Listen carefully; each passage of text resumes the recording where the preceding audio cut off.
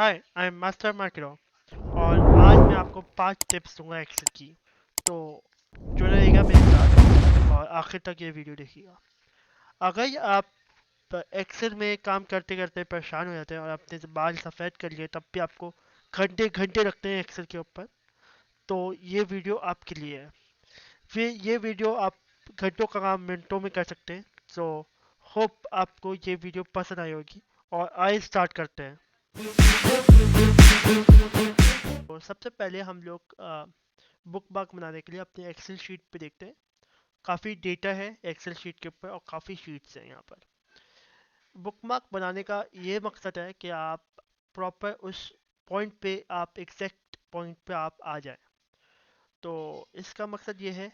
और मैं इसलिए बनाता हूँ बुक मार्क क्योंकि मैं कभी कभार भूल जाता हूँ कि मेरी चीज़ें कहाँ पे रखी हुई हैं, और कभी कभार टाइम ज़ाया भी होता है मेरा बहुत। सो बुक मार्क बनाते हैं for sorting your things properly. So आज चलते हैं बुक मार्क देखते हैं। ये यहाँ पर मैं काफ़ी वर्कशीट्स हैं मेरी, जैसे मैंने आपको कहा। मैं चलता हूँ जैसे वन ऑफ द वर्कशीट के ऊपर, फाइनल के ऊपर।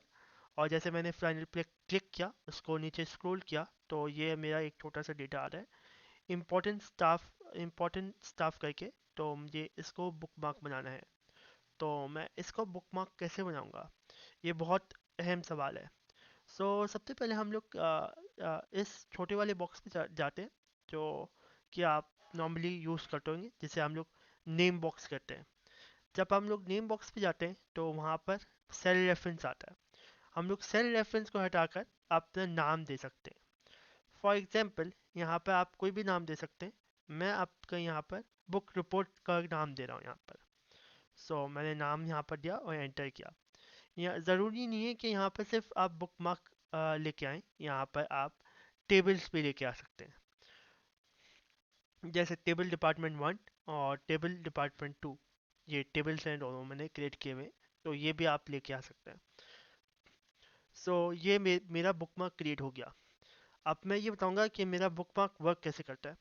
जैसे मैं सेल्स पे आया, तो ये सेल्स की शीट थी मेरी पहली वाली जिस पे आया।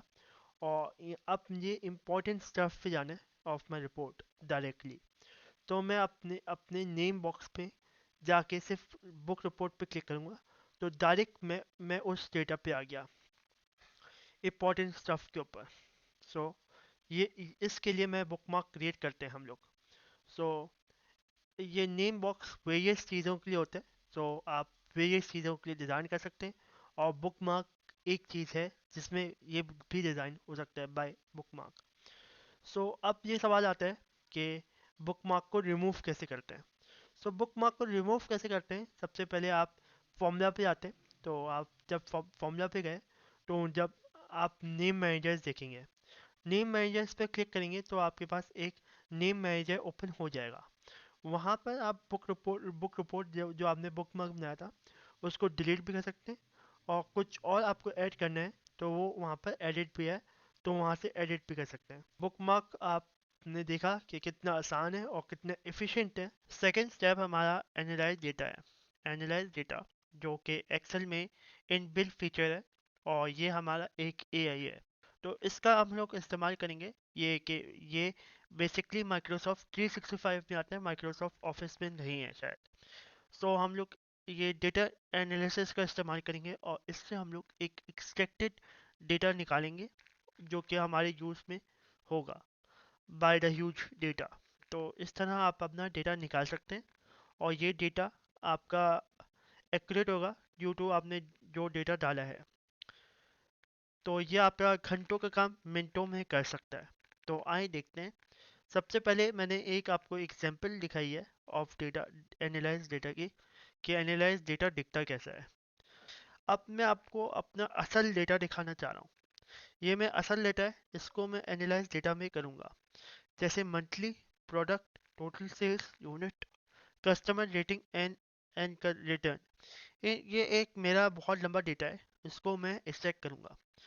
तो इसको मैं एक्सट्रैक्ट करूँगा उससे पहले मैं एक सवाल है मेरा, इस सवाल के बेसिस पे मैं अपना डेटा को ले जाऊँगा। मेरा सवाल ये है कि लीस्ट 5 प्रोडक्ट्स चाहिए ऑफ रेटिंग के बारे में। तो क्या क्या ये एनालाइज डेटा ये कर सकता है? आज तय करते हैं। तो जैसे मैंने हाईलाइट किया by control A. So control A से हाईलाइट किया। अब मैं डेटा एनालिसिस पे जाऊंगा और यहाँ पर मैं चेक करूंगा कि डिफरेंट डिफरेंट डेटा हैं यहाँ पर। आप ये डेटा भी ले सकते हैं, बट मेरा सवाल था और उसी सवाल को मैं टाइप करूंगा। जैसे मैंने सवाल को टाइप किया और एंटर किया तो मेरे पास काफ़ी डेटा आ गया। तो, तो इस डेटा को मैं एंटर करूंगा बाय पिवट टेबल और ये पिवट टेबल मेरी न्यू शीट पे आएगा। जब मैंने पिवट टेबल को ऐड किया तो आप देख सकते हैं। अगर आप पिवट टेबल सीखना चाह रहे हैं तो मैंने ये पिवट टेबल अपनी प्रीवियस वीडियो में समझाया था, तो आप वो भी चेक कर सकते हैं। सो इस पिवट टेबल को आप एक्सपेंड करेंगे और चेक भी कर सकते हैं बाय। और और फिर उसके बाद आपके वही सब कुछ ऑप्शंस आ जाता है जो पिवट टेबल में आता है। आप अपनी फील्ड डाल के और अपने हिसाब से डेटा देख सकते हैं।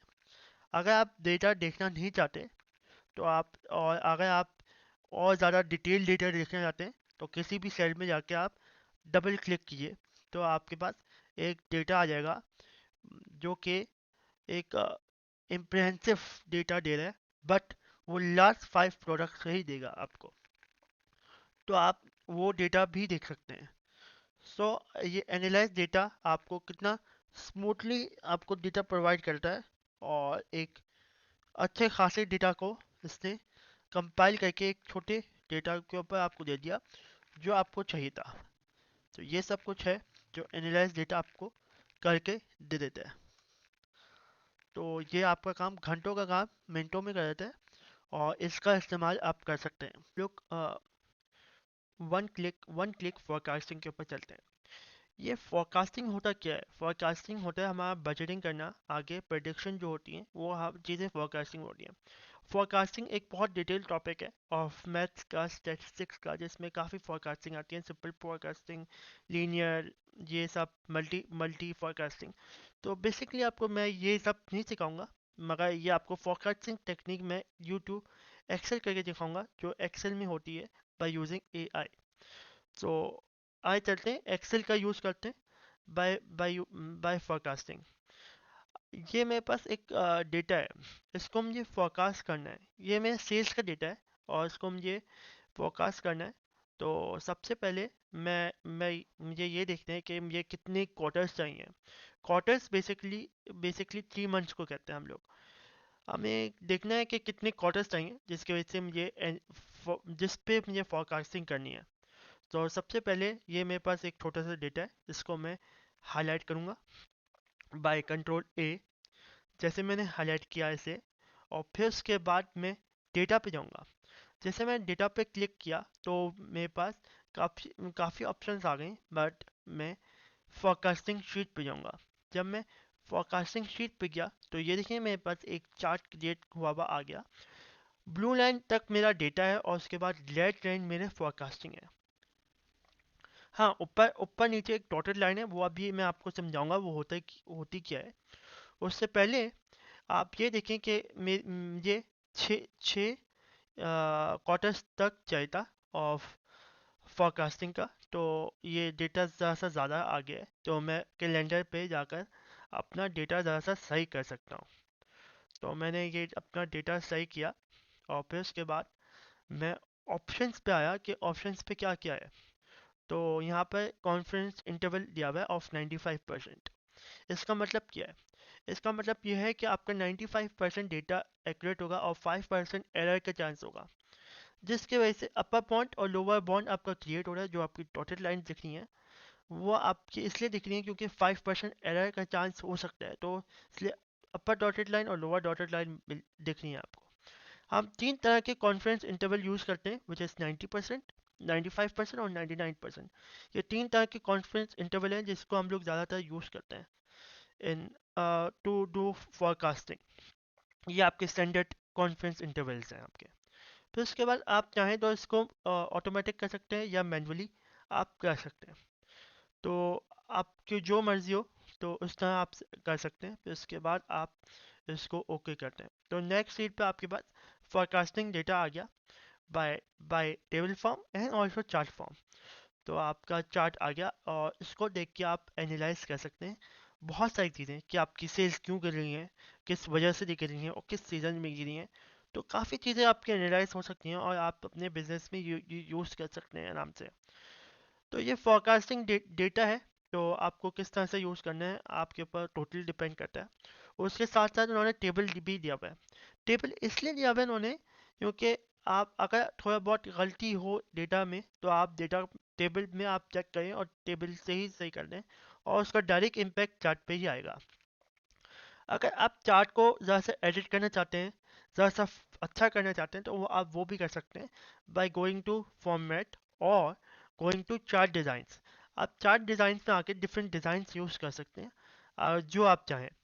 चौथा स्टेप हमारा क्विक एनालिसिस टूल बार है। क्विक एनालिसिस टूल बार एक वन ऑफ द आप पर्सनल असिस्टेंट समझ लें एक्सेल।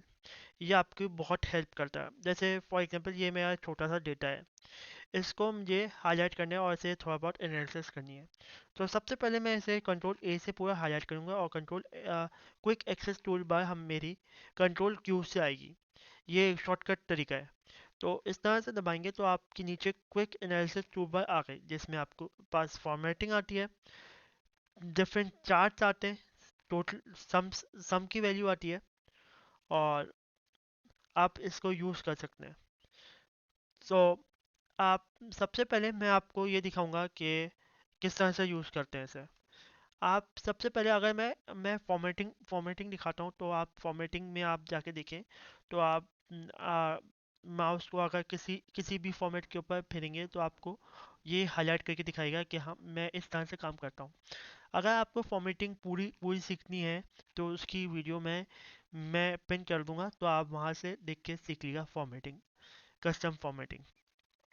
तो यहाँ पर अगर आप मैं फॉर्मेटिंग में जाता हूँ और मैं सबसे पहले नॉर्मल फॉर्मेटिंग आपको दिखाऊंगा, फिर उसके बाद अब मैं ग्रेटर देन 500 करूँगा।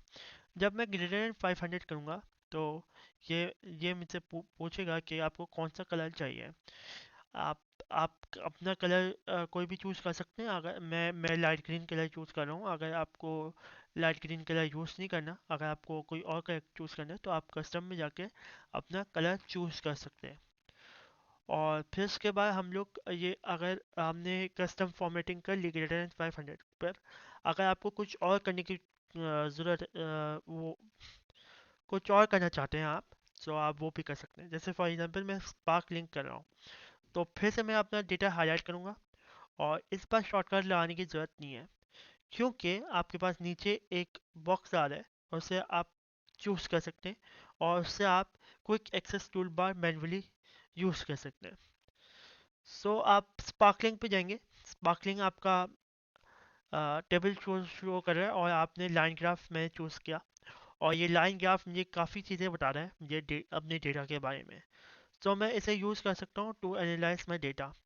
अब मैं कोई और चीज़ चूज़ करना चाह रहा हूँ, जैसे फॉर एग्जांपल और एक्यूरेसी में जाना चाह रहा हूँ, तो मैं टोटल्स में रनिंग टोटल्स में यूज़ करना चाहता हूँ। ये आपको मैं दिखाऊंगा कि जिसकी वजह से मेरा रनिंग टोटल आ जाएगा। रनिंग टोटल का मतलब ये है कि जनवरी में मेरी टोटल सम वैल्यू आ रही है फ्रॉम द जनवरी। अगर मैं मार्च का दिखाऊं तो मेरे पास टोटल वैल्यू आ रही है जनवरी टू मार्च। फिर अगर अगर मैं फरवरी का बताऊं तो जनवरी की पूरी रो और फरवरी की पूरी रो की सम आ रहा है मेरे पास। तो इस तरह से मैं रनिंग टोटल भी आ गया, ग्राफ भी आ गया और इस तरह से मैं बेटर एनालाइज कर सकता हूँ अपना डेटा और इसे यूज़ कर सकता हूँ। मेरा फिफ्थ पॉइंट पावर क्वेरी है, जिसमें मैं आपको पावर क्वेरी के बारे में बताऊंगा। पावर क्वेरी एक बहुत यूज़फुल टूल है क्योंकि वो आपका डेटा क्लीनिंग, डेटा सर्विस और बहुत सारी चीज़ें करता है, आपके एनालिसिस करता है, आपको सॉर्ट करके देता है आपका डेटा। तो आपको पावर क्वेरी का इस्तेमाल करना चाहिए। बहुत सारे लोग करते हैं, बहुत सारे लोग नहीं करते क्योंकि उनको पता नहीं है या वो काम करते वक्त भूल जाते हैं। आप डेटा डेटा क्वेरी का काम इस्तेमाल कर सकते हैं और जो आपको बहुत बार बार इनोइंग काम होते हैं तो वो इससे भी हो सकते हैं और घंटों के काम मिनटों में हो सकता है। तो आप इसका इस्तेमाल करें। ये पावर क्वेरी आपके पास आराम से एक्सेल में मौजूद है। ये आपके डेटा में होता है। जब आप डेटा पे क्लिक करते हैं तो आप देखें डेटा में कई चीज़ें आती हैं। आप डेटा कई जगह से एंटर कर सकते हैं इन इन योर एक्सेल, जिसमें आप CSV से भी एंटर कर सकते हैं, फ्रॉम द वेब से भी एंटर कर सकते हैं, and picture from the picture से भी एंटर कर सकते हैं, एंड रीसेंट रिसोर्स से भी एंटर कर सकते हैं। अगर आप गेट द डेटा में आते हैं तो आपके पास अच्छी खासी ऑप्शन आती है, from the PDF, from the Excel, और आपके पास बाकी ऑप्शंस आती हैं, वहाँ से आप डेटा यूज़ कर सकते हैं। अगर आप शेयर पॉइंट यूज़ करते हैं तो आप वहाँ से भी डेटा यूज़ कर सकते हैं। सो आपके पास एक डेटाबेस आ जाती है, जो एक बहुत स्ट्रॉन्ग पॉइंट है किसी भी बिजनेस या किसी भी बड़े ऑर्गेनाइजेशन का। अगर हम लोग ऑफिस जाएं और हमारे पास ये वर्टिकल डेटा हो, और ये वर्टिकल डेटा हमारे पास मंथ्स में हो, और ये 400 अबव रोज पे जा रहा हो, तो इसको इसको मेरा बॉस आके बोले, इस मंथ को जो वर्टिकल है इसको हॉरिजॉन्टल मंथ्स में करो, जनवरी फरवरी मार्च में करो, और इस डेटा को पूरा ऑर्गेनाइज करो दोबारा से। तो इसको मैं मैन्युअली कर सकता हूँ, वन टू वन कर सकता हूँ, बट इसमें बहुत टाइम कंज्यूमिंग है, और शायद मैं डेटा पूरा नहीं कर पाऊंगा, शायद मिस्टेक होंगी, ये ह्यूमन मिस्टेक होगी जिसकी वजह से मैं ये डेटा नहीं कर पाऊंगा। तो इसके लिए हम लोग पावर क्वेरी यूज़ करते हैं। तो आए चलते हैं पावर क्वेरी को यूज़ करते हैं। अगर हमको 10 क्लिक में ये पूरा का पूरा चीज़ सॉर्ट करनी है तो हम लोग कर सकते हैं by using power query.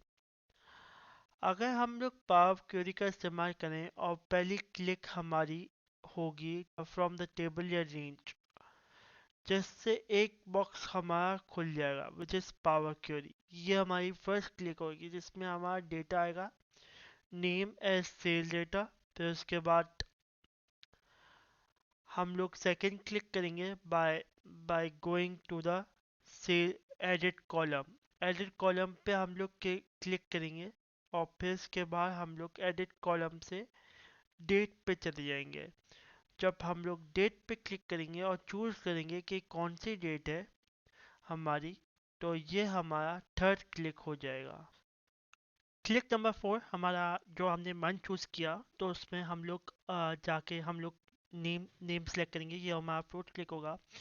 Fifth click हमारा वापस जाएंगे, हम लोग मंथ सेलेक्ट करेंगे, मंथ की रोज सेलेक्ट करेंगे और उसे डिलीट करेंगे, ये हमारा फिफ्थ क्लिक हुआ।